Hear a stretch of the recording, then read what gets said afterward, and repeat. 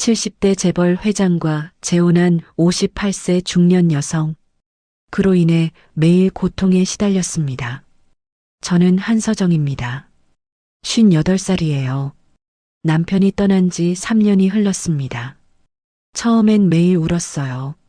아침에 눈 뜨면 옆자리가 비어 있는 게 믿기지 않았죠.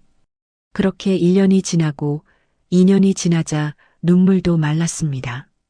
이제는 그냥 텅 빈 기분만 남았어요. 제 하루는 단순했습니다. 아침에 일어나 꽃집 문을 열고 손님을 맞이하고 저녁이 되면 셔터를 내리고 집으로 돌아왔죠. 다음 날도 똑같았어요. 그 다음 날도요. 친구들은 제게 말했습니다. 이제 좀 나가서 사람도 만나보라고요. 하지만 전 자신이 없었어요. 누군가를 다시 만난다는 게 너무 두려웠습니다. 그런데 어느 날 꽃집 단골 할머니가 전단지 하나를 건네셨어요. 서정아, 이거 한번 가봐. 무료래. 심리 강의라는데 나도 다녀왔는데 괜찮더라. 전 별 생각 없이 그 전단지를 받았습니다. 마음 치유 특강이라고 적혀 있었어요. 토요일 오후 2시. 장소는 신사동 어느 갤러리였죠. 토요일이 왔습니다. 아침에 일어나서 한참을 망설였어요. 가야 하나 말아야 하나. 그냥 집에 있을까? 하지만 결국 옷을 갈아입고 나섰습니다. 할머니가 괜찮다고 했으니까요. 갤러리는 생각보다 조용하고 아늑했습니다. 참석자는 10명 남짓이었어요. 다들 저처럼 조심스러운 표정이었죠. 강의가 시작되기 직전이었습니다. 문이 열리고 한 남자가 들어왔어요. 회색 정장에 은발이 인상적인 분이었습니다. 나이는 70 정도로 보였지만 걸음걸이는 아주 단단했어요. 그분이 앞으로 나와 말했습니다. 안녕하십니까? 저는 강도철입니다. 오늘 여러분과 함께 마음의 상처를 나누고 싶어 이 자리를 마련했습니다. 목소리가 참 따뜻했어요. 듣는 것만으로도 마음이 편안해지는 느낌이었죠. 강도철은 천천히 이야기를 시작했습니다. 상실에 대해서요. 사랑하는 사람을 잃는다는 게 얼마나 고통스러운 일인지, 그 슬픔을 어떻게 받아들여야 하는지 말이에요. 전 그의 말 한마디 한마디에 고개를 끄덕였습니다. 마치 제 마음을 들여다보는 것 같았어요. 강의가 끝나고 다과 시간이 있었습니다.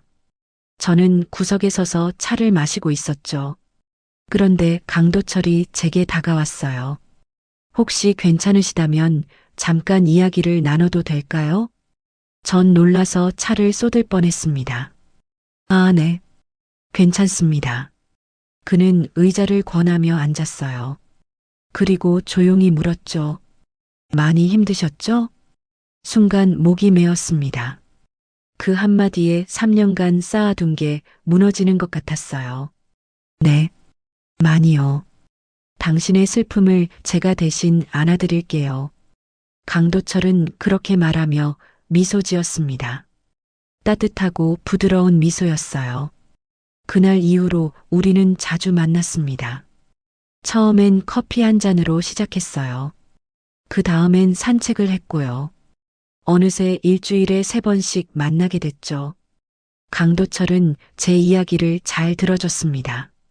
남편과의 추억, 꽃집 일, 외로웠던 날들까지요. 그는 단 한 번도 제 말을 끊지 않았어요. 그냥 조용히 들어주고 가끔 따뜻한 말 한마디를 건넸죠. 서정 씨는 참 강한 분이에요. 혼자서도 잘 견뎌내셨네요. 그의 말들이 위로가 됐습니다. 진짜로요. 몇 달이 흘렀어요. 계절이 바뀌고 우리의 만남도 깊어졌습니다. 이젠 일주일에 한두 번이 아니라 거의 매일 만났어요. 어느 가을 저녁이었습니다. 강도철이 제게 말했습니다. 서정 씨, 저와 함께 새로운 인생을 시작해 보시겠어요? 전 멍하니 그를 바라봤습니다. 새로운 인생이요? 네. 결혼 말입니다. 심장이 쿵쾅거렸어요. 기쁨과 두려움이 동시에 밀려왔죠. 하지만 저희 만난 지 얼마 안 됐잖아요. 시간이 중요한 게 아닙니다. 마음이 중요하죠. 전 서정 씨와 함께하고 싶어요. 전 그날 밤 한숨도 못 잤습니다. 머릿속이 복잡했어요. 결혼이라니.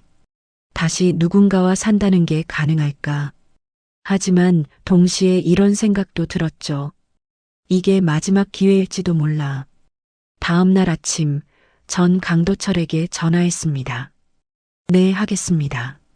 그는 기뻐하며 말했어요. 후회하지 않게 해드릴게요. 일주일 뒤, 우리는 조용히 혼인신고를 했습니다. 화려한 결혼식은 없었어요. 그냥 둘이서 구청에 갔다가 근사한 레스토랑에서 식사를 했죠. 전 그날 생각했습니다. 새 출발이란 게 이런 거구나. 다시 사랑할 수 있구나.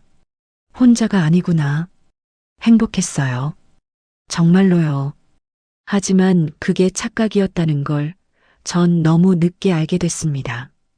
그날 저녁 강도철이 말했어요. 내일부터 우리 집으로 가요. 당신을 위해 모든 걸 준비했댔어요. 전 설레는 마음으로 고개를 끄덕였습니다. 고맙습니다. 아니에요, 서정 씨. 제가 더 고마워요. 그는 제 손을 꼭 잡았어요. 따뜻했습니다. 그때까진 정말 몰랐어요. 그 손이 저를 가두게 될 줄은요. 다음 날 아침 강도철의 차가 제 집 앞에 섰습니다. 짐은 많지 않았어요. 옷가지 몇 벌과 남편의 사진 한 장. 그게 전부였죠. 차는 도심을 벗어나 한참을 달렸습니다. 창밖으로 고층 빌딩이 사라지고 나무들이 보이기 시작했어요. 그렇게 1시간쯤 지났을까요? 도착했습니다. 운전기사가 말했습니다. 저는 창밖을 봤어요. 입이 떡 벌어졌죠. 높은 담장 너머로 보이는 저택은 정말 영화에서나 봤던 그런 곳이었습니다. 잘 다듬어진 정원, 분수대, 그리고 3층짜리 하얀 건물. 햇살을 받아 반짝이는 유리창들이 눈부셨어요. 와, 정말 아름답네요. 저는 감탄했습니다.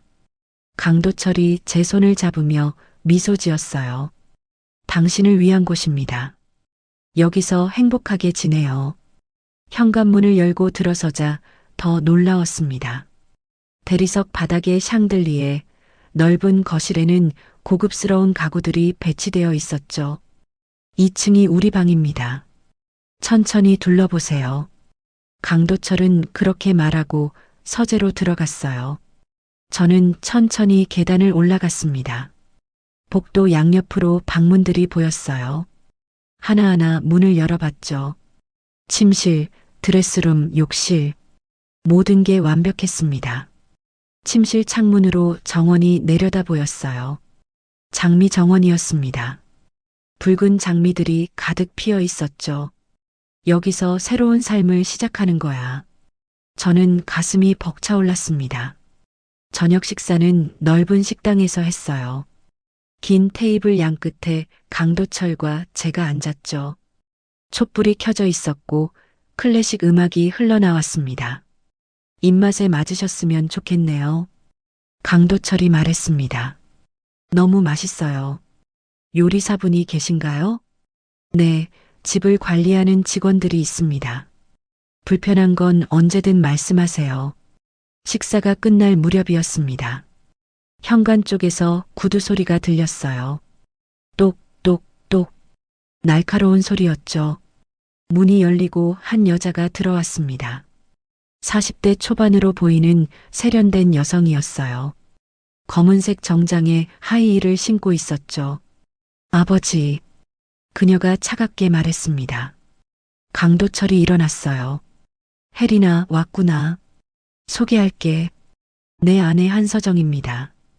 박혜린이라는 이름의 그 여자는 저를 위아래로 훑어봤습니다.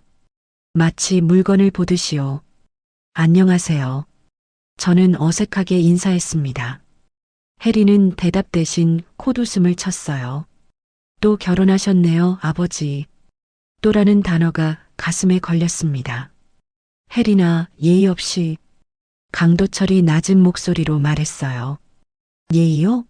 아버지야말로 이분한테 예의를 갖추고 계신가요? 혜리는 비웃듯 말하고는 저를 똑바로 봤습니다. 아버지의 선택을 쉽게 믿지 마세요. 오래 못 버틸걸요? 심장이 철렁 내려앉았습니다. 무슨 뜻이죠? 혜린. 강도철이 목소리를 높였어요. 혜리는 어깨를 으쓱하고는 2층으로 올라갔습니다. 구두 소리가 복도에 울려 퍼졌죠. 저는 말문이 막혔습니다.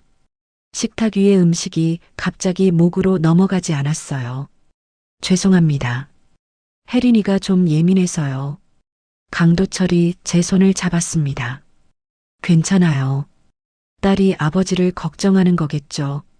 저는 애써 웃으며 말했어요. 하지만 마음 한편이 무거웠습니다. 그날 밤 침실에서 짐을 정리하고 있는데 강도철이 들어왔어요. 서정 씨, 잠깐 이야기할 게 있어요. 네, 말씀하세요. 강도철은 침대 끝에 앉았습니다. 이 집에는 몇 가지 규칙이 있어요. 규칙이요? 네. 당신의 건강과 안전을 위한 것들입니다. 저는 고개를 끄덕였어요. 첫째, 매일 밤 9시에 힐링 세션이 있습니다. 꼭 참석해야 해요. 힐링 세션이요? 네. 당신의 마음을 치유하는 시간이죠. 저와 함께하는 명상과 상담이에요. 조금 이상했지만 나쁘지 않게 들렸습니다. 알겠습니다. 둘째, 휴대폰입니다. 강도철은 새 휴대폰을 꺼냈어요. 이걸 사용하세요. 보안이 강화된 기기예요. 제 폰은요? 이 집은 외부와 차단된 곳입니다. 일반 휴대폰은 전파가 잘 안 잡혀요. 이건 특수 제작된 거라 문제없이 사용할 수 있죠. 뭔가 찝찝했지만 전파 때문이라면 이해할 수 있었습니다. 셋째, 외출할 때는 꼭 전담 기사에게 말해야 해요. 혼자 나가면 위험합니다. 위험하다니요? 이 근처가 산이라 야생동물도 나타나고 길도 복잡해요. 낯선 곳에서 길을 잃으면 안 되잖아요. 강도철은 부드럽게 웃었습니다. 저는 뭔가 불편했지만 고개를 끄덕였어요. 새로운 환경이니까 적응이 필요하겠죠. 마지막으로 2층 끝방은 들어가지 마세요. 제 개인 서재예요. 알겠습니다. 좋아요. 그럼 편히 쉬세요. 강도철은 제 이마에 가볍게 입맞춤하고 나갔습니다.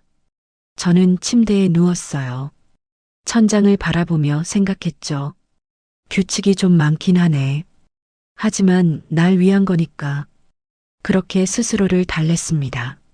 하지만 마음 한구석이 계속 불편했어요. 혜린의 말이 귓가에 맴돌았죠. 오래 못 버틸걸요? 대체 무슨 의미였을까요? 저는 잠을 이루지 못했습니다. 창밖으로 달빛이 정원을 비추고 있었어요. 아름다운 장미 정원이었지만 그날 밤엔 왠지 섬뜩하게 느껴졌습니다. 시계를 봤어요. 밤 11시였죠. 저는 이불을 덮으며 눈을 감았습니다. 괜찮을 거야. 시간이 지나면 익숙해질 거야. 하지만 가슴 깊은 곳에서 작은 목소리가 속삭였어요. 정말 그럴까? 저는 그 목소리를 애써 무시했습니다. 아직은 의심하고 싶지 않았으니까요. 일주일이 지났습니다. 저는 저택에 조금씩 익숙해져 갔어요. 아침에 일어나 정원을 산책하고 오후엔 책을 읽었죠. 저녁이 되면 강도철과 함께 식사를 했습니다. 그리고 밤 9시가 되면 힐링 세션이 시작됐어요.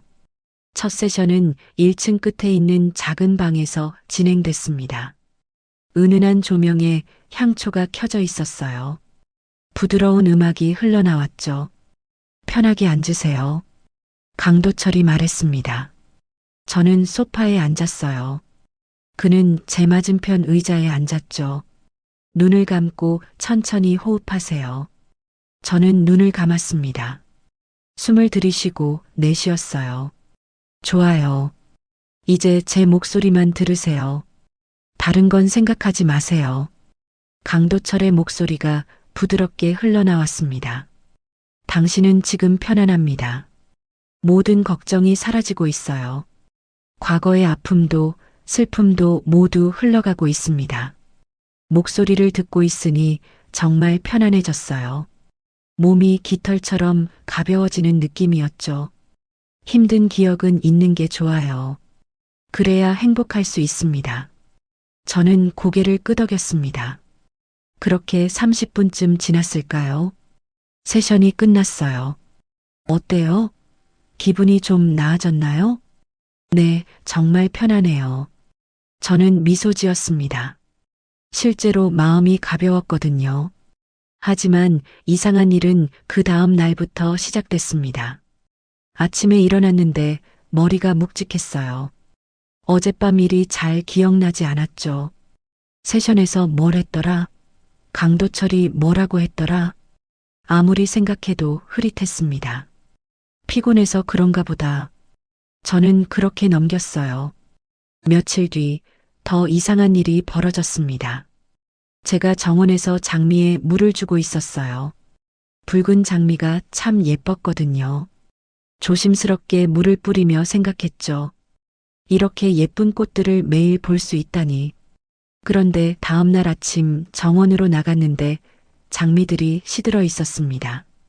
잎이 축 늘어지고 흙이 바싹 말라 있었어요. 어떻게 된 거지? 저는 당황했습니다. 분명 어제 물을 줬는데요. 집사에게 물었어요. 장미에 물 주신 분 있나요? 아니요, 부인. 정원 관리는 부인께서 하신다고 회장님께서 말씀하셨습니다. 그런데 제가 어제 물을 줬거든요. 집사는 고개를 갸웃했습니다. 어제는 비가 왔는데요. 부인께서 외출하셨던 것 같은데요. 비요? 외출이요? 저는 멍했습니다. 비가 왔다고요? 전 외출한 기억이 없는데요. 네, 오후에 기사님이 모시고 나가셨습니다. 아, 저는 어색하게 웃었어요. 그랬나? 기억이 안 나네. 방으로 돌아와 침대에 앉았습니다. 머리를 감싸쥐었죠. 뭔가 이상했어요. 분명 어제 장미에 물을 준 기억이 있는데, 하지만 집사는 제가 외출했다고 했고요.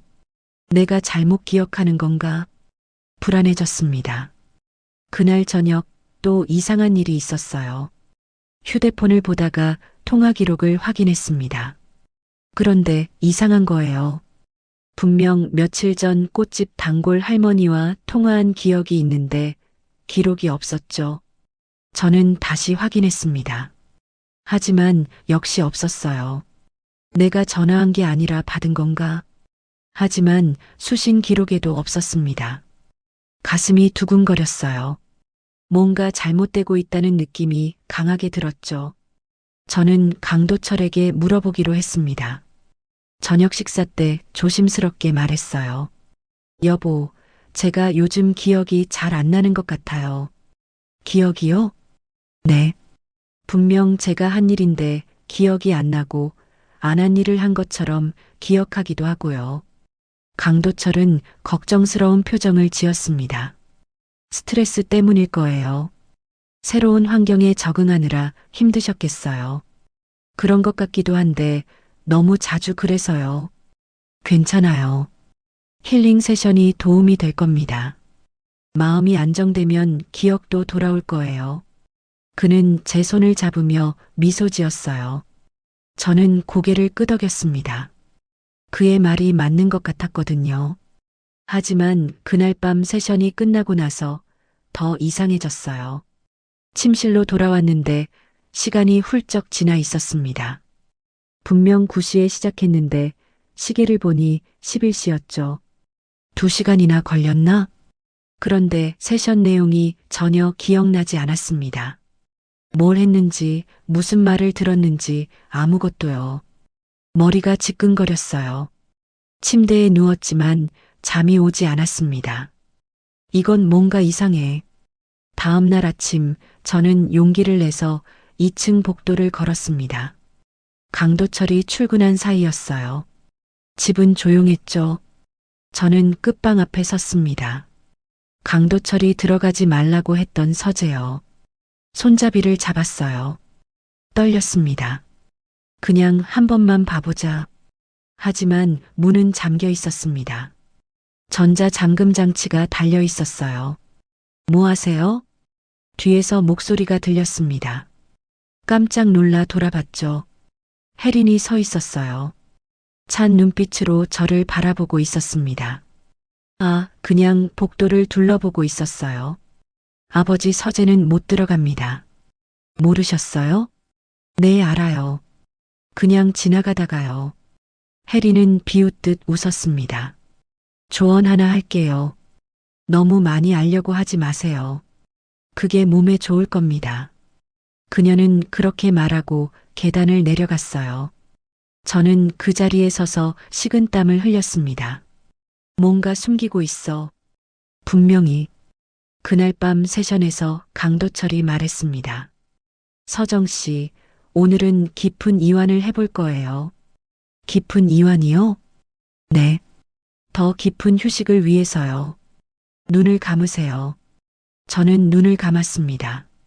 강도철의 목소리가 들려왔어요. 숨을 천천히 쉬세요. 깊게, 더 깊게. 목소리가 점점 가까워지는 것 같았습니다. 아니, 제 머릿속으로 파고드는 느낌이었어요. 힘든 기억은 있는 게 좋아요. 불편한 생각들을 내려놓으세요. 그 순간 제 머릿속이 하얘졌습니다. 뭔가 빠져나가는 느낌이었어요. 생각이, 기억이, 의심이 모두요. 당신은 행복합니다. 여기서 안전합니다. 강도철의 목소리가 울려 퍼졌습니다. 저는 저항하고 싶었어요. 하지만 몸이 말을 듣지 않았죠. 안 돼, 이건 이상해. 하지만 목소리는 나오지 않았습니다. 좋아요, 이제 눈을 뜨세요. 눈을 떴을 때 저는 침실에 누워 있었습니다. 어떻게 여기까지 왔는지 기억이 없었어요. 시계를 봤습니다. 자정이 넘어 있었죠. 창밖을 봤어요. 달이 떠 있었습니다. 저는 떨리는 손으로 이불을 덮었습니다. 어딘가 잘못되고 있어. 분명히. 하지만 확신할 수 없었어요. 기억이 흐릿하고 현실과 꿈의 경계가 모호했으니까요. 저는 눈물이 흘렀습니다. 나한테 뭘 하는 거지? 대답은 없었습니다. 고요한 밤뿐이었죠. 저는 그날 밤 새벽까지 잠들지 못했습니다. 두려웠거든요. 다시 눈을 뜨면 또 기억이 사라질까 봐요. 며칠이 더 지났습니다. 저는 점점 이상해지고 있었어요. 아침에 일어나면 어제 한 일이 기억나지 않았죠. 밤에 잠들기 전과 아침에 깨어났을 때 사이에 무슨 일이 있었는지 알 수 없었습니다. 거울을 봤을 때 제 얼굴이 낯설게 느껴졌어요. 눈 밑에 다크서클이 짙어졌고 볼은 움푹 들어갔습니다. 손을 들어 얼굴을 만져봤죠. 차가웠어요. 나한테 무슨 일이 일어나고 있는 거지? 강도철은 여전히 친절했습니다. 아니, 너무 친절했어요. 제가 뭘 하든 미소를 지으며 지켜봤죠. 그 미소가 점점 무섭게 느껴졌습니다. 어느 날 오후였어요. 저는 정원을 걷고 있었습니다. 가을이 깊어지고 있었죠. 낙엽이 바람에 흩날렸어요. 담장 근처를 지나는데 목소리가 들렸습니다. 담장 너머에서 들려오는 소리였죠. 요즘도 거기 사람 사나? 그럼 또 새 부인 들어왔던데. 중년 여자들의 목소리였습니다. 저는 걸음을 멈췄어요. 담장 쪽으로 살금살금 다가갔죠. 몇 번째야 벌써? 세어봤자 무슨 소용 있어. 어차피 또 없어질 텐데. 심장이 콩콩 뛰기 시작했습니다. 그러게. 작년에도 한 명 있었잖아. 그 사람은 어디 갔대? 아무도 몰라. 그냥 하루아침에 사라졌어. 이혼도 아니고. 아니, 그냥 없어진 거야. 소문 들었어? 그 전 부인도 그랬대. 그 전전 부인도. 목소리가 낮아졌어요. 하지만 바람이 잔잔해서 또렷하게 들렸죠. 아이고, 무서워라. 재벌이라고 다 좋은 게 아니네. 딸도 있던데 그 딸은 뭐 하는 거래? 얼음장 같은 애더라.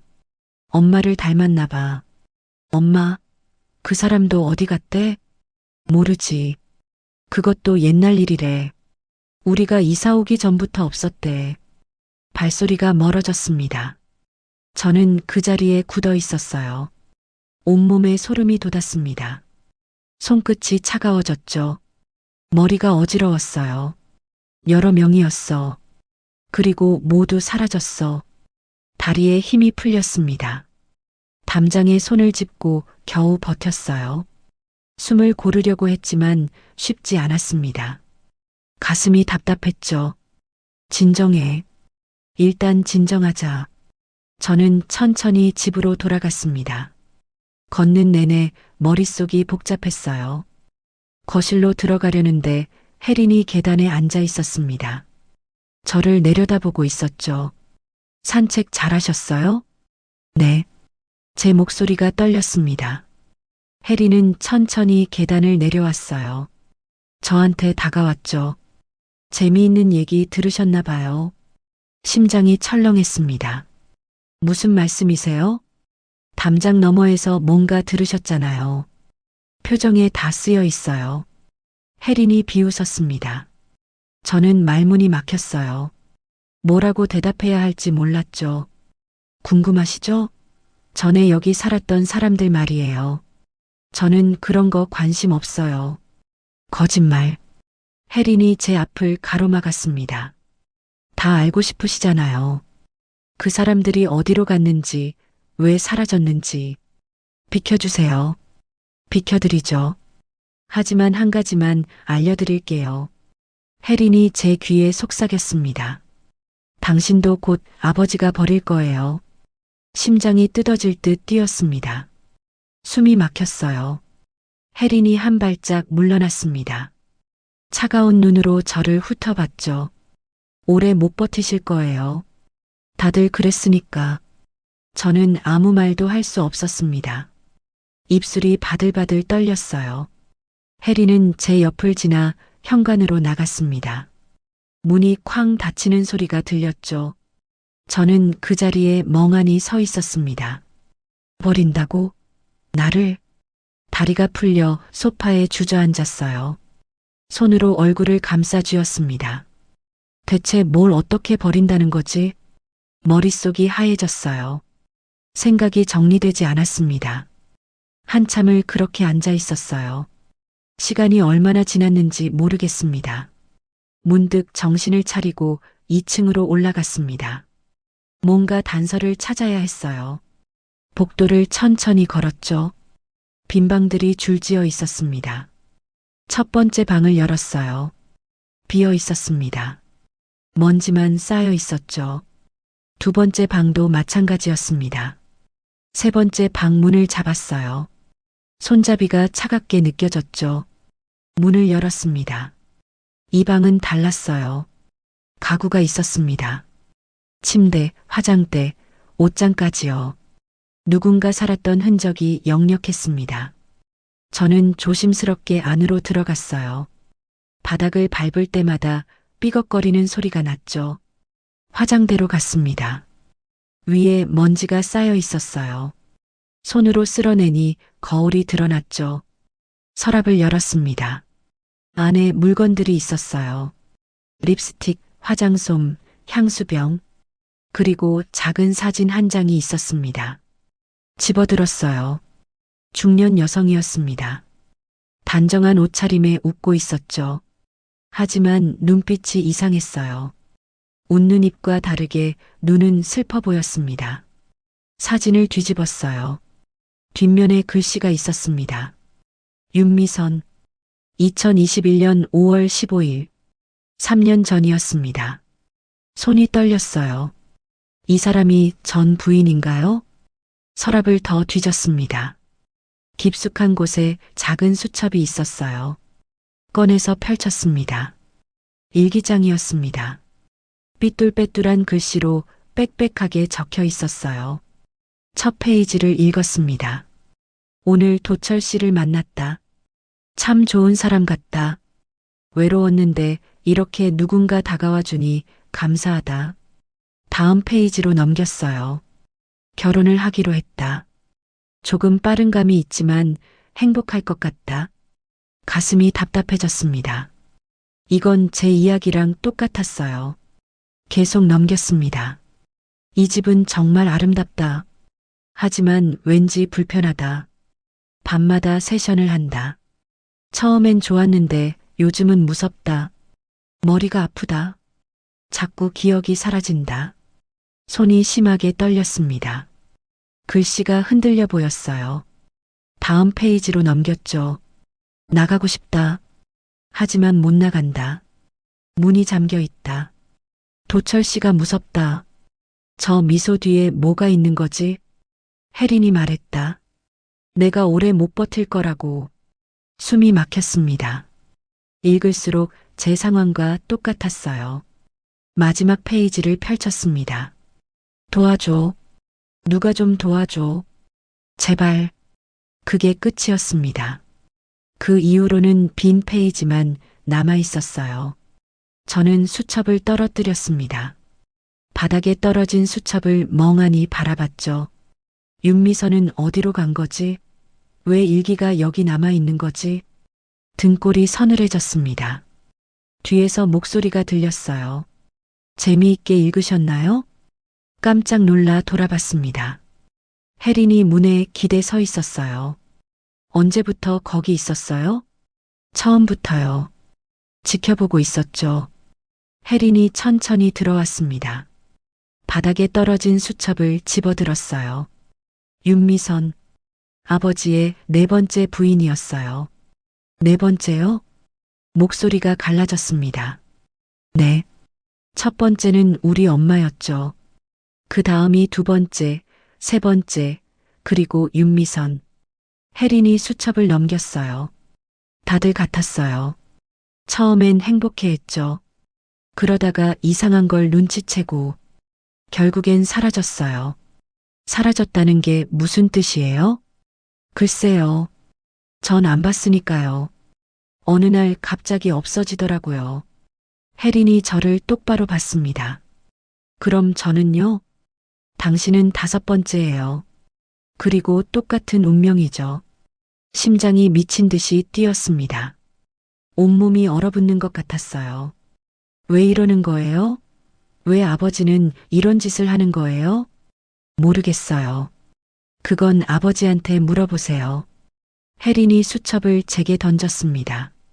저는 황급히 받았어요. 조언할게요.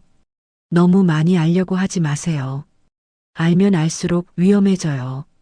이미 다 알았는데요. 아니요. 아직 반도 모르실 거예요. 혜리는 그렇게 말하고 나가버렸습니다. 저는 수첩을 꼭 쥐고 바닥에 주저앉았어요. 온몸이 떨렸습니다. 나도 사라지는 건가? 윤미선처럼? 그 전 사람들처럼? 눈물이 흘러내렸습니다. 저는 수첩을 가슴에 안았어요. 윤미선의 마지막 외침이 느껴지는 것 같았습니다. 도와줘. 누가 좀 도와줘.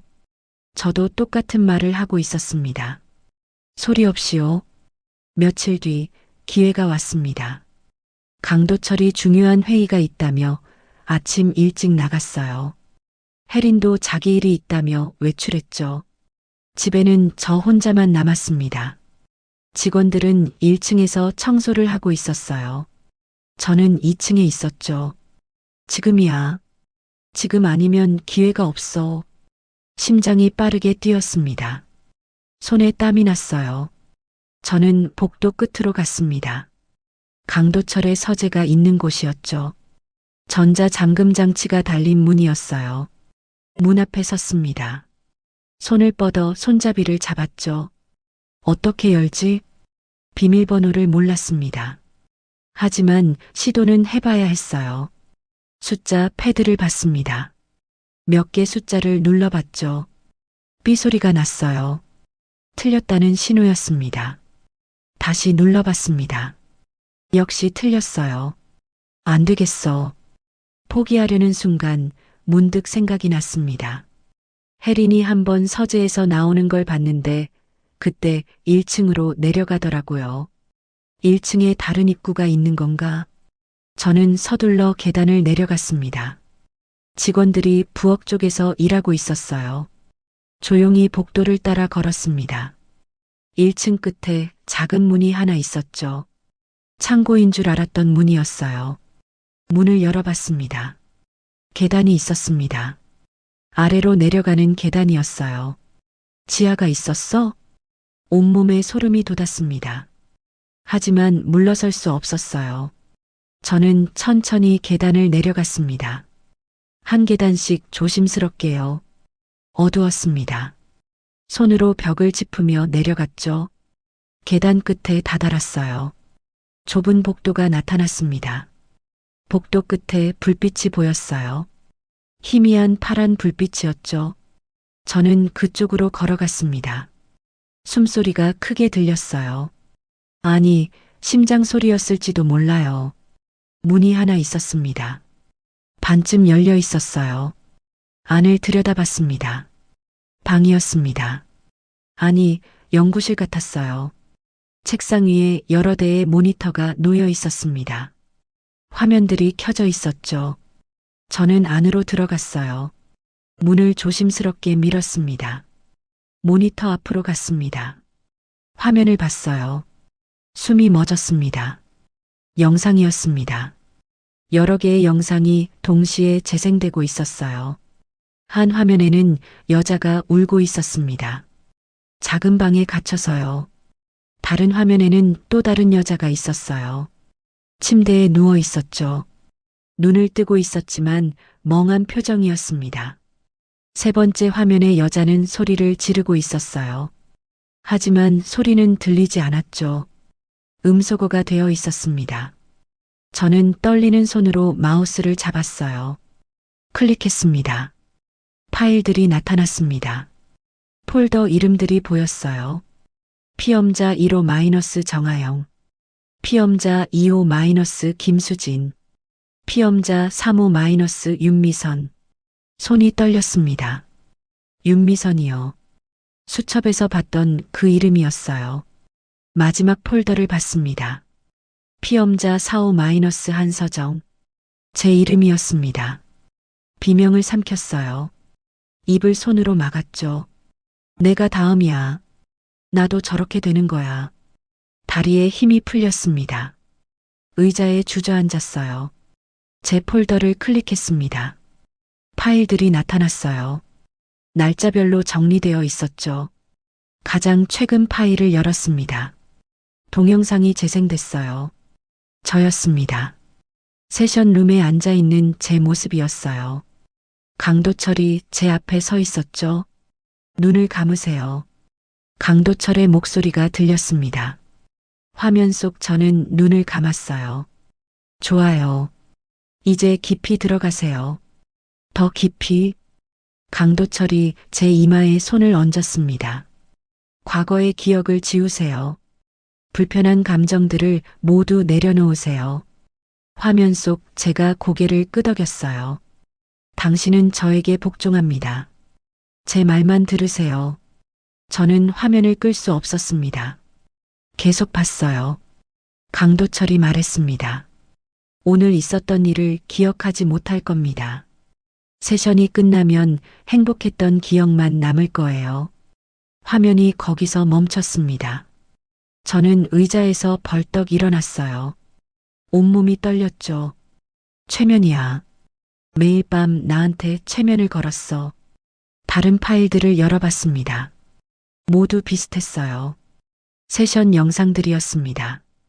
그리고 마지막에 문서 하나가 있었어요. 실험 보고서 마이너스 피험자 4호. 클릭했습니다. 글이 나타났어요. 전문 용어들이 가득했지만 대충 이해할 수 있었습니다. 피험자는 최면 감수성이 높음, 기억 조작이 용이함, 3주차부터 인격 변화 관찰됨. 4주차 현재 자아 상실 단계에 진입. 글을 읽을수록 몸이 얼어붙었습니다. 실험 목표 완전한 인격 통제 및 대체 가능성 확인. 손이 떨려서 마우스를 놓쳤어요. 바닥에 떨어졌죠. 인격 통제, 대체? 이해할 수 없었습니다. 아니, 이해하고 싶지 않았어요. 다른 피험자 폴더들을 열었습니다.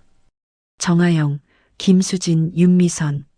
모두 같은 과정을 거쳤어요. 최면, 기억 조작, 인격 변화. 그리고 마지막 보고서에는 모두 같은 문구가 적혀 있었습니다. 실험 종료. 피험자 폐기 완료. 폐기요. 폐기라니요. 저는 입을 막고 흐느꼈어요. 소리가 새어나올까봐 꾹 참았죠. 그 사람들을 죽인 거야. 실험이 끝나면 죽이는 거야. 모니터를 다시 봤습니다. 여전히 화면들이 켜져 있었어요. 한 화면을 자세히 봤습니다. 방이었어요. 작은 방이었죠. 침대 하나와 책상 하나뿐인 방이었습니다. 카메라 위치를 보니 천장에 달려있는 것 같았어요. 감시 카메라야. 저 방들을 감시하고 있어. 문득 궁금해졌습니다. 저 방들이 어디 있는 거지? 저는 책상 서랍을 열었어요. 서류들이 가득했습니다. 한 장을 꺼냈죠. 설계도였어요.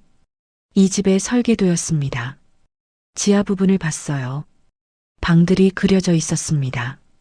여러 개의 작은 방들이요. 지하에 감금실이 있어. 저는 설계도를 들고 밖으로 나왔습니다. 복도를 따라 걸었어요. 설계도를 보며 길을 찾았습니다. 복도 끝에 또 다른 문이 있었어요. 문을 열었습니다. 또 다른 복도가 나타났습니다. 더 좁고 어두운 복도였죠. 양옆으로 문들이 있었어요. 작은 철문들이었습니다. 첫 번째 문으로 갔습니다. 작은 창문이 달려 있었어요. 안을 들여다봤습니다. 비어 있었습니다. 침대와 책상만 있었어요. 두 번째 문도 마찬가지였습니다. 세 번째 문으로 갔어요. 안을 봤습니다. 텅 비어 있었지만 벽에 뭔가 적혀 있었습니다. 손톱으로 긁어서 쓴 것 같았어요. 도와줘. 나가고 싶어. 살려줘. 눈물이 났습니다. 주르르 흘러내렸어요. 여기서 그 사람들이 갇혀 있었어. 죽기 전에. 더 이상 볼 수 없었습니다. 돌아서려는데 뒤에서 목소리가 들렸어요. 뭘 하는 거죠? 심장이 멎는 줄 알았습니다. 천천히 돌아봤어요. 혜린이 서 있었습니다. 팔짱을 끼고 저를 바라보고 있었죠. 여기 왜 내려왔어요? 목소리가 나오지 않았습니다. 혜린이 다가왔어요. 이제 다 아셨네요. 저는 뒤로 물러났습니다. 벽에 등이 닿았어요. 아버지가 뭘 하는지, 당신이 뭔지. 혜린이 비웃었습니다. 넷째 피험자. 곧 폐기될 실험체. 안 돼요. 안 돼. 나가게 해주세요. 못 나가요. 이미 늦었어요. 혜린이 제 팔을 잡았습니다. 힘이 셌어요. 올라가죠. 아버지가 곧 오실 거예요. 저는 발버둥 쳤습니다. 하지만 소용없었어요. 혜린이 저를 끌고 계단으로 갔습니다. 저는 울부짖었어요. 살려주세요. 제발이요. 조용히 하세요. 직원들이 들어요. 혜린이 제 입을 막았습니다. 저는 눈물을 흘리며 끌려갔어요. 계단을 올라가며 생각했습니다. 나도 죽는 거야. 다른 사람들처럼. 1층에 도착했어요. 혜린이 저를 침실로 밀어 넣었습니다. 여기 있으세요. 움직이지 마세요. 문이 닫혔습니다. 잠기는 소리가 들렸어요. 저는 바닥에 주저앉아 울었습니다. 창밖을 봤어요. 하늘이 보였습니다. 구름이 흘러가고 있었죠. 나가고 싶어. 살고 싶어. 하지만 방법이 없었습니다. 저는 갇혀 있었어요. 이 아름다운 감옥에요. 그날 저녁 강도철이 돌아왔습니다. 저는 거실 소파에 앉아 있었어요. 혜린이 지켜보고 있었죠. 현관문이 열렸습니다. 강도철의 발소리가 들렸어요. 다녀왔습니다. 그가 거실로 들어왔어요. 평소와 똑같은 미소를 짓고 있었습니다. 저는 일어나서 인사했어요. 오셨어요. 목소리가 떨리지 않도록 애썼습니다. 강도철이 제게 다가왔어요. 제 어깨에 손을 얹었죠. 오늘 하루 어땠어요? 저는 미소를 지었습니다. 억지로요. 좋았어요. 정원도 거닐고 책도 읽었어요. 그래요? 다행이네요. 혜린이 소파에서 일어났습니다. 아버지, 잠깐 얘기 좀 해요. 둘은 서재로 들어갔어요. 문이 닫혔죠. 저는 그 자리에 서서 숨을 골랐습니다. 온몸이 떨렸어요. 진정해. 들키면 안 돼. 저는 주방으로 갔습니다. 물을 마시며 생각했죠. 연기해야 해. 아무것도 모르는 척. 서재 문이 열렸습니다. 강도철과 혜린이 나왔어요. 혜린이 저를 쏘아봤습니다. 그리고 나가버렸죠. 강도철이 제게 왔어요. 서정 씨, 괜찮아요? 네, 왜요? 안색이 안 좋아 보여서요. 피곤해서 그래요. 잠을 잘 못 잤어요. 강도철이 제 뺨을 쓰다듬었습니다. 차가운 손이었어요. 일찍 쉬세요. 오늘 세션은 쉬어도 돼요. 고마워요. 저는 웃으며 2층으로 올라갔습니다. 침실 문을 닫고 잠갔어요. 침대에 주저앉았죠. 세션을 안 한대. 뭔가 눈치챈 걸까? 아니면 다른 계획이 있는 걸까요? 저는 가방을 뒤졌습니다. 윤미선의 수첩이 있었어요. 마지막 페이지를 펼쳤습니다. 도와줘. 누가 좀 도와줘. 저는 펜을 꺼냈어요. 그 아래 적었습니다. 나도 도와줘. 제발. 한서정. 그리고 수첩을 다시 숨겼습니다. 창밖을 봤어요. 달이 떠올랐습니다. 어떻게 나가지? 생각할수록 막막했습니다. 이 집은 요새 같았어요. 높은 담장, 전자잠금 장치, 감시 카메라. 그리고 강도철과 혜린이요. 저는 휴대폰을 꺼냈습니다. 강도철이 준 휴대폰이었어요. 연락할 사람이 있을까? 연락처를 봤습니다. 몇 개 없었어요. 강도철, 혜린, 집사, 그리고 제 예전 번호로 저장된 연락처들이 있었습니다. 스크롤을 내렸어요. 최소담, 제 직장 동료였어요. 꽃집을 그만두기 전 함께 일했던 친구였죠. 손이 떨렸습니다. 소담이한테 연락하면 도와줄까? 하지만 이 휴대폰은 감시당하고 있을 거예요. 메시지를 보내면 강도철이 알 수 있을 거예요. 그래도 해야 해. 다른 방법이 없어. 저는 결심했습니다. 메시지 작성 화면을 열었어요. 손가락이 떨렸죠. 뭐라고 쓰지? 길게 쓸 수 없었습니다. 짧고 명확해야 했어요. 소담아. 지웠습니다. 너무 평범했어요. 다시 썼습니다. 살려줘.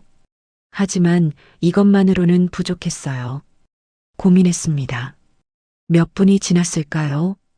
다시 썼어요. 소담아, 나 서정이야.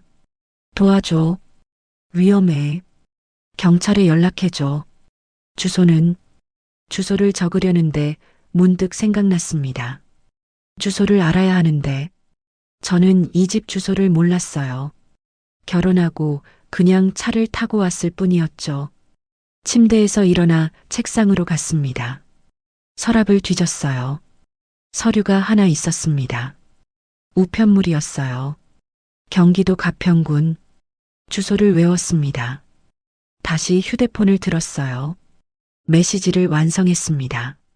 소담아, 나 서정이야. 살려줘. 위험해. 경찰 불러줘. 주소 경기도 가평군 설악면 송현리 357 강도철 저택. 제발 빨리.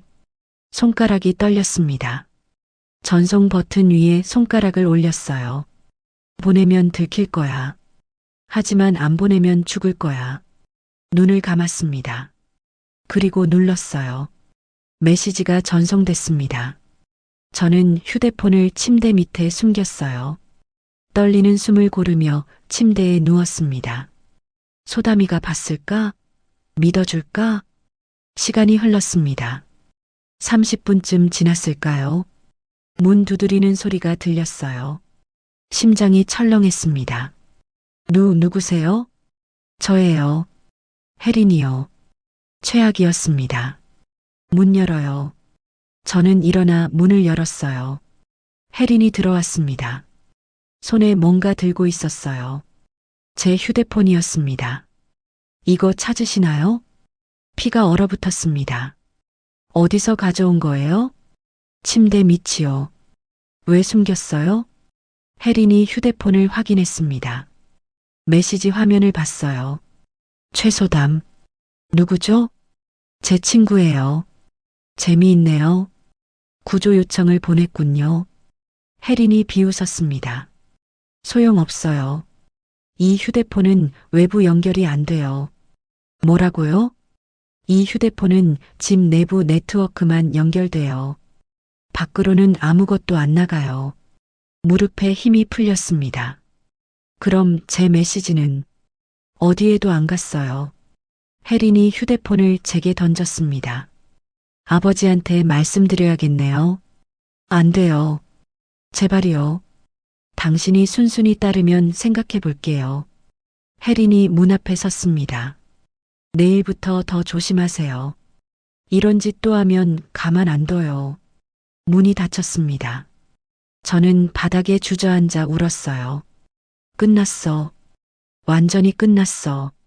하지만 울고만 있을 수 없었습니다. 저는 눈물을 닦고 일어났어요.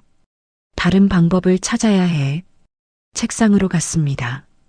종이를 꺼냈어요. 펜을 들고 생각했습니다. 직접 나가야 해. 이 집을 빠져나가야 해. 어떻게요? 담장은 높았습니다. 문은 잠겨 있었고요. 창문을 봤어요. 3층 높이였습니다. 뛰어내리면 다칠 거예요. 차는? 기사가 열쇠를 가지고 있었습니다. 훔칠 수 있을까요? 머리가 복잡했어요. 저는 종이에 적기 시작했습니다. 탈출 계획. 첫째, 기사 열쇠 훔치기. 둘째, 새벽에 몰래 나가기. 셋째, 경찰서 찾아가기. 하지만 현실적이지 않았습니다.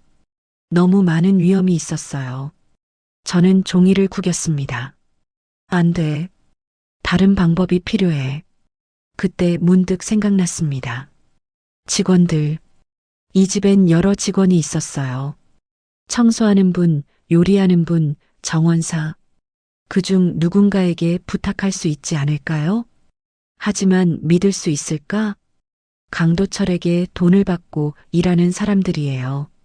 제 편을 들어줄까요? 그래도 시도는 해봐야 했습니다. 다음 날 아침 저는 일찍 일어났어요. 부엌으로 내려갔습니다. 요리사가 아침을 준비하고 있었어요. 안녕하세요. 아, 부인. 일찍 일어나셨네요. 물 좀 마시려고요. 저는 물을 따라 마셨습니다.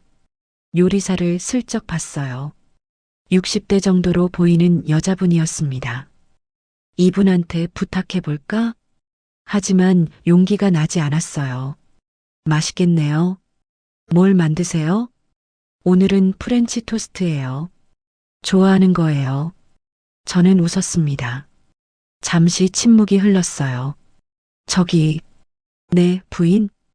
혹시 제 부탁 하나 들어주실 수 있나요? 요리사가 저를 봤습니다. 조심스러운 눈빛이었어요. 무슨 부탁이신데요? 편지 한 통만 밖에 좀 보내주세요. 친구한테요. 요리사의 표정이 굳었습니다. 죄송합니다, 부인. 그건 안 될 것 같아요. 왜요? 회장님께서 부인의 사생활을 보호하라고 하셨어요. 외부 연락은 모두 통제하라고요. 하지만 친구한테 편지 한 통인데요. 안 됩니다. 요리사는 고개를 저었습니다. 저는 물러섰어요. 이 사람도 안 되는구나. 실망했습니다. 하지만 포기할 수 없었어요. 다른 방법을 찾아야 했습니다. 며칠이 지났습니다. 저는 완전히 순종하는 척했어요. 강도철에게 미소 지었습니다. 억지로요. 오늘 날씨가 좋네요. 그러게요. 산책하시겠어요? 네, 좋아요. 세션도 참석했습니다. 저항하지 않았어요. 눈을 감으세요. 네. 하지만 마음속으로는 버텼습니다. 나는 나야. 넌 날 통제할 수 없어. 강도철의 목소리가 들렸어요. 당신은 행복합니다. 아니야. 난 행복하지 않아. 저를 사랑합니다. 아니야. 난 널 증오해. 눈을 떴을 때 강도철이 웃고 있었습니다. 좋아요. 오늘은 아주 잘하셨어요. 저도 웃었습니다. 감사해요. 거짓말이었습니다. 모든 게 거짓말이었어요. 하지만 살아남으려면 이렇게라도 해야 했습니다. 기회를 기다리며요. 일주일이 지났습니다. 저는 매일 똑같이 살았어요. 아침에 일어나 미소 짓고 강도철에게 순종하고 밤에는 세션을 받았죠. 하지만 마음속으로는 계속 방법을 찾고 있었습니다. 언젠가 기회가 올 거야. 그날도 평범한 하루였어요. 저녁 식사를 마치고 거실에 앉아 있었습니다. 강도철이 신문을 읽고 있었어요. 오늘 세션은 9시에 하죠. 네, 알겠어요. 시계를 봤습니다. 8시 30분이었어요. 그때였습니다. 밖에서 소리가 들렸어요. 차 소리였습니다. 여러 대의 차 소리였죠. 강도철이 신문을 내려놓았습니다. 무슨 소리지? 헤드라이트 불빛이 창문으로 들어왔어요. 밝았습니다. 현관 쪽에서 고함 소리가 들렸습니다. 경찰입니다. 문 열어주세요. 심장이 쿵쾅거렸습니다. 경찰이야. 경찰이 왔어. 강도철의 얼굴이 굳었어요. 혜린이 2층에서 내려왔습니다. 아버지, 뭐해요? 모르겠다. 강도철이 인터폰을 눌렀습니다. 누구십니까? 경기남부경찰청 강력팀입니다. 수색영장이 나왔습니다. 문을 열어주세요. 강도철이 저를 쏘아봤습니다. 차가운 눈빛이었어요. 당신이 뭘 한 거죠? 저는 아무것도 안 했어요. 사실이었습니다. 제가 보낸 메시지는 나가지도 않았으니까요. 그럼 누가요? 밖에서 또 고함이 들렸습니다. 10초 드리겠습니다. 문을 열지 않으면 강제로 진입하겠습니다. 강도철이 혜린을 봤습니다. 지하로 가. 증거를 없애. 하지만 빨리. 혜린이 지하로 뛰어갔어요. 강도철이 현관으로 갔습니다. 문을 열었죠. 경찰들이 쏟아져 들어왔습니다. 10명도 넘어 보였어요. 앞에 선 남자가 배지를 보였습니다. 경기남부경찰청 강력팀장 장하늘입니다. 수색영장입니다. 서류를 내밀었어요. 강도철이 서류를 받았습니다. 얼굴엔 여전히 미소가 있었어요. 무슨 일이십니까, 팀장님? 강도철 씨, 불법 감금 및 상해 혐의로 수사 중입니다. 협조해 주시기 바랍니다. 경찰들이 집 안으로 퍼졌습니다. 1층, 2층을 뒤지기 시작했어요. 한 경찰이 저에게 다가왔습니다. 한서정 씨십니까? 네, 맞아요. 괜찮으세요? 눈물이 났습니다. 고개를 끄덕였어요. 네, 이제는요. 장하늘 팀장이 강도철에게 말했습니다. 지하실이 있다고 들었습니다. 안내해 주시죠. 지하실이요? 여긴 지하실이 없는데요. 거짓말하지 마십시오. 제보를 받았습니다. 장하늘이 부하에게 고개를 끄덕였어요. 경찰들이 1층을 수색했습니다. 창고 문을 열었죠. 계단이 나타났습니다. 여기 있습니다. 경찰들이 지하로 내려갔어요. 강도철의 얼굴이 창백해졌습니다. 미소가 사라졌죠. 저는 소파에 앉아 지켜봤습니다. 온몸이 떨렸어요. 잠시 후 지하에서 목소리가 들렸습니다. 팀장님, 이거 봐야 할 것 같습니다. 장하늘이 지하로 내려갔어요. 10분쯤 지났을까요? 장하늘이 올라왔습니다. 표정이 굳어 있었어요. 강도철 씨, 체포하겠습니다. 무슨 말씀을? 불법 감금, 폭행, 그리고 살인 혐의입니다. 경찰이 강도철에게 수갑을 채웠습니다. 강도철이 저를 봤어요. 처음으로 분노가 가득한 얼굴이었죠. 당신이 한 거군. 저는 고개를 저었습니다. 전 아무것도 안 했어요. 사실이었어요. 하지만 누군가 했습니다. 혜린도 지하에서 끌려 올라왔어요. 그녀에게도 수갑이 채워졌습니다. 아버지, 조용히 해. 둘은 경찰차로 끌려갔습니다. 저는 그 모습을 멍하니 바라봤어요. 장하늘이 제게 왔습니다. 한서정 씨, 괜찮으세요? 네. 최소담 씨가 연락했습니다. 당신 걱정이 많으셨어요. 소담이가요? 네. 며칠 전에 찾아왔습니다. 당신이 연락이 안 된다고요. 눈물이 흘렀습니다. 소담이가 날 구해줬어. 병원 가보시는 게 좋겠습니다. 검사도 받으셔야 하고요. 지하에는 뭐가 있었어요? 장하늘이 잠시 망설였습니다. 영상들이 있었습니다. 당신을 포함한 여러 여성들의 영상이요. 그리고 감금 시설도요. 다른 사람들은요? 전 부인들은요? 장하늘이 고개를 숙였습니다. 지금 수사 중입니다. 집 뒤편에서 흔적을 찾았습니다. 가슴이 먹먹해졌어요. 그 사람들은 죽었구나. 정말로. 저는 울었습니다. 윤미선을 위해서, 다른 분들을 위해서요. 구급차가 왔습니다. 응급구조사가 저를 부축했어요. 천천히 가세요. 밖으로 나갔습니다. 차가운 밤 공기가 얼굴을 스쳤어요. 저는 하늘을 봤습니다. 별이 보였어요. 나왔어. 드디어 나왔어. 구급차에 올라타려는데 누군가 달려왔습니다. 서정 언니. 돌아봤어요. 소담이었습니다. 숨을 헐떡이며 달려왔죠. 소담아. 저는 소담을 껴안았습니다. 소리내어 울었어요. 고마워. 정말 고마워.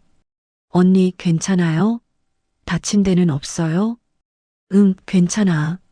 소담도 울었습니다. 연락이 안 돼서 걱정했어요. 꽃집도 안 나오시고 전화도 안 받으시고 그래서 대학 선배님한테 부탁했어요. 경찰인 선배님이요. 잘했어. 정말 잘했어. 저는 소담의 손을 꼭 잡았습니다. 언니가 없었으면 어쩔 뻔했어요. 이제 다 끝났어. 괜찮아. 구급차가 출발했습니다. 소담이 함께 탔어요. 창밖으로 저택이 보였습니다. 불빛으로 가득한 저택이었죠. 아름다운 감옥이었습니다. 이제는 벗어났지만요. 병원으로 가는 내내 생각했어요. 살아있어. 나는 살아있어. 손을 들어 제 얼굴을 만졌습니다. 따뜻했어요. 심장이 뛰고 있었습니다. 숨을 쉬고 있었어요. 저는 살아있었습니다. 소담이 제 손을 잡아줬어요. 언니, 이제 괜찮아요. 안전해요. 저는 고개를 끄덕였습니다. 응, 알아. 하지만 떨림은 멈추지 않았어요. 몸이 기억하고 있었죠. 그 공포를요. 시간이 필요할 거예요. 치유되려면요. 하지만 중요한 건 제가 살아있다는 거였습니다. 그리고 이제 자유롭다는 거요. 구급차가 병원에 도착했습니다. 문이 열렸어요. 밖으로 나갔죠. 저는 깊게 숨을 들이마셨습니다. 공기가 달랐어요. 자유의 공기였죠. 떨리는 목소리로 말했습니다. 저 살아있는 거죠? 소담이 웃으며 대답했어요. 네, 언니. 살아있어요. 이제 진짜 살 수 있어요. 저는 미소 지었습니다. 진짜 미소였어요. 처음으로요. 6개월이 지났습니다. 봄이었어요. 꽃들이 피어나는 계절이었죠. 저는 제 꽃집 앞에 서 있었습니다. 오랜만에 보는 가게였어요. 문을 열고 들어갔습니다. 먼지가 쌓여 있었어요. 하지만 여전히 제 공간이었죠. 창문을 열었습니다. 햇살이 들어왔어요. 다시 시작하는 거야. 혼잣말을 했습니다. 지난 6개월은 힘들었어요. 병원에서 검사를 받았습니다. 다행히 신체적으론 큰 문제가 없었죠. 하지만 마음은 달랐어요. 악몽을 꿨습니다. 매일 밤요. 강도철의 목소리가 들렸고 지하방에 갇힌 꿈을 꿨죠. 심리 치료를 받기 시작했습니다. 상담사 선생님이 말씀하셨어요. 시간이 필요합니다. 천천히 가세요. 저는 그 말을 믿었어요. 처음엔 집 밖으로 나가는 것도 무서웠습니다. 누가 저를 지켜보는 것 같았어요. 하지만 소담이 곁에 있어줬습니다. 언니 같이 산책해요. 응. 손을 잡고 공원을 걸었어요. 천천히요. 사람들이 지나갔습니다. 처음엔 무서웠죠. 하지만 점점 익숙해졌어요. 이 사람들은 날 해치지 않아. 한 달이 지났을 때 마트에 갔습니다. 혼자서요. 장을 보며 생각했어요. 나 혼자 할 수 있어. 작은 성취였지만 큰 의미였습니다. 재판이 있었어요. 강도철과 혜린의 재판이었습니다. 저는 증인으로 출석했어요. 법정에 들어섰을 때 떨렸습니다. 강도철이 앉아 있었거든요. 하지만 이젠 달랐어요. 그는 수갑을 차고 있었고 저는 자유로웠죠. 검사가 물었습니다. 피해 사실을 진술해 주세요. 저는 천천히 말했습니다. 모든 걸 이야기했어요. 최면, 감금, 지하실의 진실까지요. 강도철이 저를 봤습니다. 하지만 더 이상 무섭지 않았어요. 판사가 판결을 내렸습니다. 피고인 강도철에게 징역 20년을 선고한다. 방청석에서 한숨이 나왔어요. 저도 깊게 숨을 내쉬었습니다. 끝났어. 정말 끝났어. 재판이 끝나고 밖으로 나왔습니다. 기자들이 몰려왔어요. 카메라가 번쩍였죠. 한서정 씨, 소감 한마디 해주세요. 저는 잠시 생각했습니다. 그리고 말했어요. 누구도 내 삶을 대신 정할 수 없습니다. 그게 제 대답이었습니다. 3개월이 더 지났어요. 저는 꽃집을 다시 열었습니다. 간판을 새로 달았어요. 서정 플라워라고요. 첫 손님이 왔을 때 가슴이 뛰었습니다. 어서 오세요. 웃으며 말했어요. 진심으로요. 장미 한 다발을 포장해 드렸습니다. 예쁘네요. 감사합니다. 또 오세요. 손님이 나간 후 저는 의자에 앉았어요. 할 수 있어. 나는 할 수 있어. 그날 저녁 소담이 찾아왔습니다. 언니 축하해요. 제게요. 고마워. 우리는 꽃집에서 와인을 마셨어요. 언니 정말 많이 달라졌어요. 그래. 응. 예전보다 더 강해 보여요. 저는 미소 지었습니다. 강해진 게 아니야. 그냥 나를 찾은 거지. 소담이 고개를 끄덕였어요. 한 달 뒤 특별한 손님이 왔습니다. 40대 여성이었어요. 조심스럽게 문을 열고 들어왔죠. 안녕하세요. 어서 오세요. 그녀가 말했습니다. 저기 혹시 한서정 씨 맞으세요? 네, 맞아요. 뉴스에서 봤어요. 그 재판요. 저는 고개를 끄덕였습니다. 저도 비슷한 일을 겪었어요. 남편한테요. 그녀의 눈에 눈물이 고였어요. 어떻게 해야 할지 모르겠어요. 저는 그녀의 손을 잡았습니다. 괜찮아요. 도와드릴게요. 그날부터 저는 상담을 시작했어요. 비슷한 경험을 한 여성들을 만났습니다. 꽃집 2층을 작은 상담실로 만들었어요. 일주일에 한 번 모임을 열었죠. 우리는 혼자가 아닙니다. 제가 말했어요. 함께 이겨낼 수 있어요. 여성들이 고개를 끄덕였습니다. 그들의 이야기를 들으며 생각했어요. 나만 겪은 게 아니었어. 그리고 다짐했습니다. 더 많은 사람을 도와야겠어. 지금 저는 60살입니다. 2년이 흘렀어요. 꽃집은 잘 되고 있습니다. 상담 모임도 계속되고 있고요. 가끔 악몽을 꿉니다. 여전히요. 하지만 이젠 괜찮아요. 깨어나면 제가 안전하다는 걸 알거든요. 아침에 일어나 거울을 봅니다. 주름이 늘었어요. 머리도 더 휘어졌죠. 하지만 눈빛이 달라졌습니다. 살아있는 눈빛이에요. 오늘도 꽃집 문을 열었습니다. 손님들이 들어왔고 꽃들이 팔려나갔어요. 점심때 소담이 왔습니다. 언니 밥 먹어요. 응, 가자. 함께 식당에 갔어요. 평범한 일상이었죠. 하지만 이 평범함이 소중했습니다. 강도철을 만나기 전엔 외로웠어요. 사랑을 찾고 싶었죠. 하지만 이제 알아요. 사랑은 나를 잃는 게 아니라는 걸요. 누군가에게 의지하는 게 아니라 함께 서는 거라는 걸요. 황혼의 사랑이 지옥이 되었습니다. 하지만 저는 살아남았어요. 그리고 다시 일어섰죠. 이제 저는 누구에게도 지배되지 않습니다. 제 삶은 제가 선택해요. 제 행복은 제가 만들어요. 저녁에 꽃집을 정리하며 창밖을 봤습니다. 노을이 지고 있었어요. 아름다웠죠. 저는 미소 지었습니다. 고마워, 서정아. 포기하지 않아줘서 혼잣말을 했어요. 그리고 불을 끄고 집으로 향했습니다. 내일도 해가 뜰 거예요. 그리고 저는 또 살아갈 겁니다. 제 방식대로요.